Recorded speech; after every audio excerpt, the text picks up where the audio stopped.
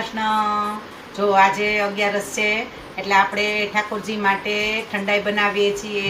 તો જો અહીંયા 1 લીટર ફૂલ ફેટ દૂધ લઈ લીધું છે આપણે। પછી જો વરિયાળી પાવડર છે, એલાયચી, ઢોકળાનું ખમણ, તીખાનો ભૂકો, કેસર અને બદામ। હવે આ બધું આપણે મિક્સરમાં ક્રશ કરી લેશું અને પછી દૂધમાં મેળવી દઈશું। એટલે આજે 11 માટે આપણે ઠાકોરજી માટે ઠંડાઈ બનાવીએ છીએ। જો હવે આમાં મિક્સરમાં આપણે આને બધાને ક્રશ કરી લેશું।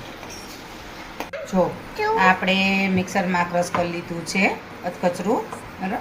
હવે આપણે એને દૂધમાં મિક્સ કરી દઈશું અને તમારી જેટલી ક્વોન્ટિટી હોય એ પ્રમાણે તમારે બધું લેવાનું છે, બરાબર।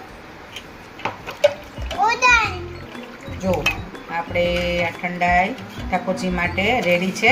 હવે આને આપણે વહેલી બનાવી લીધી છે એટલે 1 કલાક બધું દૂધમાં આપણે એને પલળવા દઈશું। બધો મસાલો છે નાખ્યો છે અને જરૂરથી ટ્રાય કરજો એકવાર, ઠાકોરજીને ધરજો, બહુ જ ટેસ્ટી બને છે આ ઠંડાઈ।